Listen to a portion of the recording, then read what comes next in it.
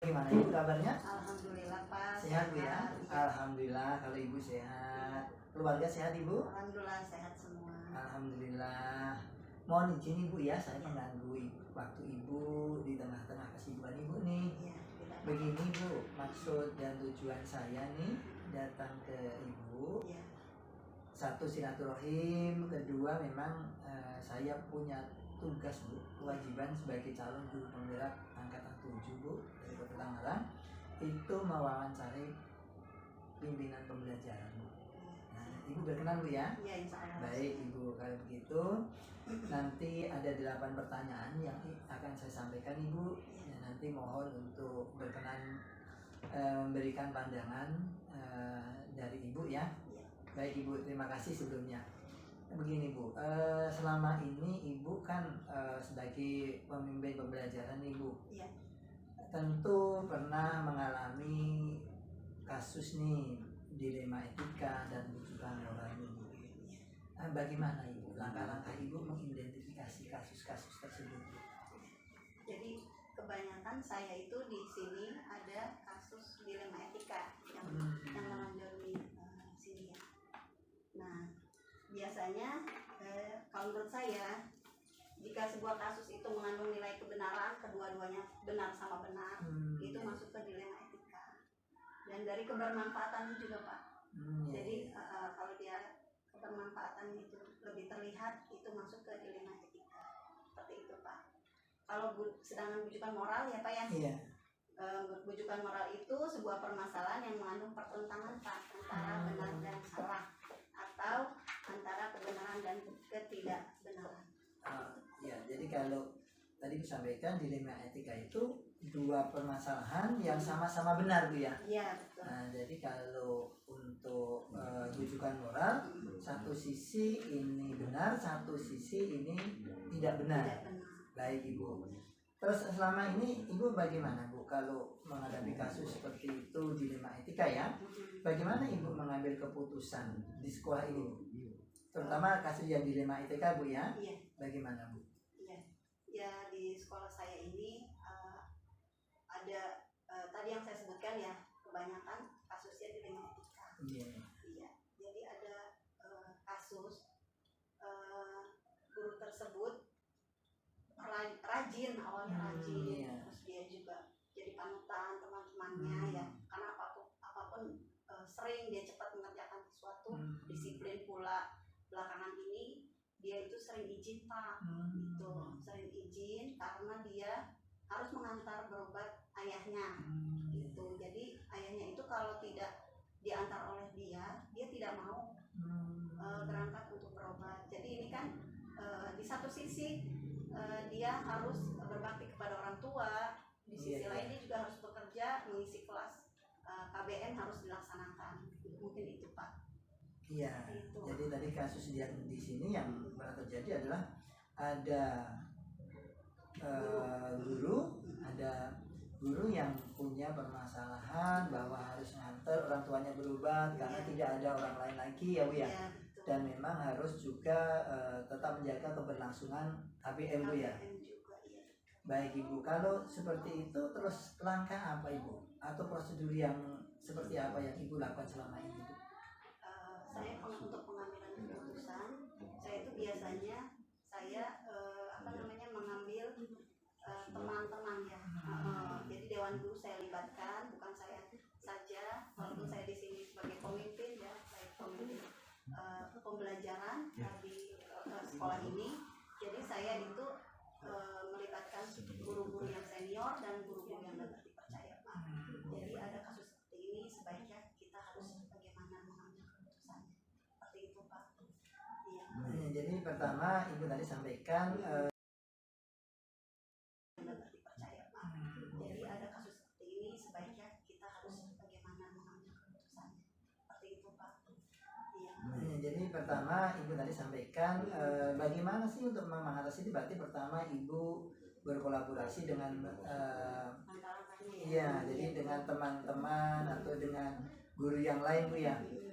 Itu langkahnya. Kemudian Tentunya kalau sudah langka berarti teridentifikasi jadinya Bu ya, permasalahannya teridentifikasi dengan baik. Ternyata seperti itu, dia kan ada masukan ya. Memang seperti itu. Jadi sebaiknya saya seperti apa. Jadi ada keputusan dapat kita terima ya dari beberapa teman tersebut gitu Pak. Jadi tadi saya sampaikan bahwa prosedurnya berarti minta pendapat dari teman-teman, kemudian menganalisis kasusnya gitu ya. Identifikasi dulu ya. Iya, baik Ibu. Kemudian hal-hal apa saja Bu yang Ibu anggap efektif nih dalam pengambilan keputusan untuk menyelesaikan masalah di lima etika? Sebagai pimpinan ya Pak ya. Iya. Jadi saya itu yang paling pucuk pimpinan kan yang mengambil keputusan itu ya. Jadi hal-hal apa yang efektif ya Pak? Iya, betul Ibu.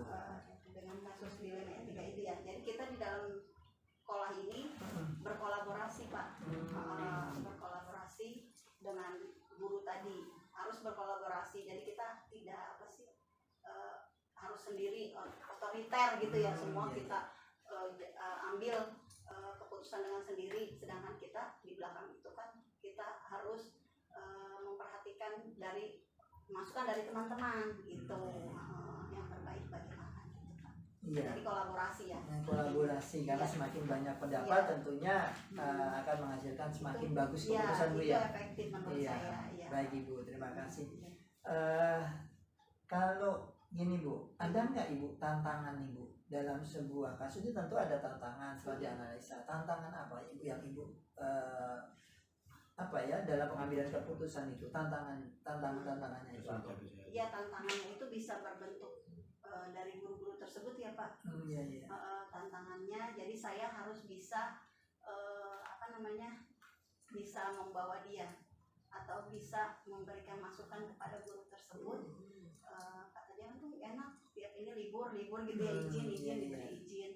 Kita harus bisa memberikan coba kalau misalkan ibu jadi seperti dia gitu, seperti itu, untuk menumbuhkan rasa empati pada sesama itu. Jadi tantangan saya itu supaya bisa mengambil hati guru-guru ya, menumbuhkan rasa empati tersebut terhadap teman yang sedang ibaratnya ditimpa musibah ini kan dia sedang izin seperti itu. Iya, seperti itu Pak. Iya, jadi tantangannya adalah bagaimana memahamkan kepada teman-teman Bu ya. Jadi bagaimana teman-teman ini bisa paham bahwa memang posisi teman kita yang izin itu memang karena keterpaksaan untuk izin Bu ya. Jadi bagaimana memahamkan kepada teman-teman ya. Itu tantangan yang pertama Bu. Ada tantangan lain Bu? Iya, yang kedua Pak, tantangan itu ya KBM di dalam kelas ya Pak. Jadi tantangan di KBM di dalam kelas. Jadi saya itu harus mengambil atau mencari guru pengganti Pak, supaya KBM di dalam kelas itu tetap berjalan dan berlangsung dengan baik. Dan saya juga harus memahamkan kepada murid-muridnya juga bahwa hari ini gurunya sedang izin seperti itu. Nanti digantikan oleh guru lain seperti itu Pak. Itu tantangan pembelajaran di dalam kelas. Ya, jadi tantangannya tadi kepada teman-teman pengajar, yang kedua bagaimana memberikan pemahaman kepada siswa Bu ya. Oh ya, kenapa sih Pak Guru nggak masuk? Oh ya, dipahamkan bahwa memang ada keperluan yang tidak bisa ditinggalkan. Baik Ibu. Kemudian gini Bu, tentu kasus itu kan tidak hanya sekali terjadi Bu ya. Apa Ibu punya jadwal nih? Ya, saya kalau menyelesaikan kasus pada hari tertentu aja atau bagaimana Bu? Kalau saya tentu saja untuk mengambil keputusan itu dilihat dari urgensitasnya Pak. Itu urgent atau enggak. Jadi nggak harus ada jadwal di hari Sabtu saya harus menyelesaikan tersebut, enggak.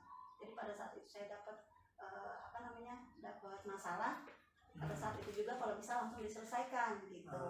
Jadi saya nggak mau ada yang berlarut-larut. Jadi langsung saya selesaikan, langsung briefing teman, ibaratnya yang guru-guru secara kolaboratif ini kita mengumpulkan dadakan, kita harus menyelesaikan masalah ini cepat, tepat, tanggap, selesai gitu Pak. Kalau menurut saya itu. Iya. Jadi tidak ada jadwal khusus. Tidak ada jadwal khusus ya. Jadi kan memang kalau bisa ada jadwal khusus, padahal yang punya masalah pengen cepat selesai Bu ya. Iya, betul. Jadi Itu pengen lebih selesai. baik. Jadi kalau ada jadwalnya kan nunggu lagi Bu ya. Iya, secepat mungkin lah, cepat selesai, Iya. cepat enak kita juga ya Pak Betul. ya. Iya, terima kasih Ibu. Kalau begitu ada nggak Ibu? Tentunya kalau misalkan masalah, ada nggak Bu faktor nih yang ini sih yang hanya ini bisa bantu saya banget nih menyelesaikan masalah. Ada nggak faktor-faktor seperti itu? Ada Pak, di saya faktor-faktor ini saya paling sering melibatkan dewan guru. Dewan guru yang senior dan dewan guru yang bisa dipercaya di sini, karena itu menurut saya memang saya harus ibaratnya menyamakan persepsi ya Pak, pendapat dengan beliau. Dan memang dia lebih tahu di sini karena memang saya baru ya Pak, seperti itu. Saya jadi dewan guru itu benar-benar efektif ya untuk yang dewan guru yang senior dan bisa dipercaya.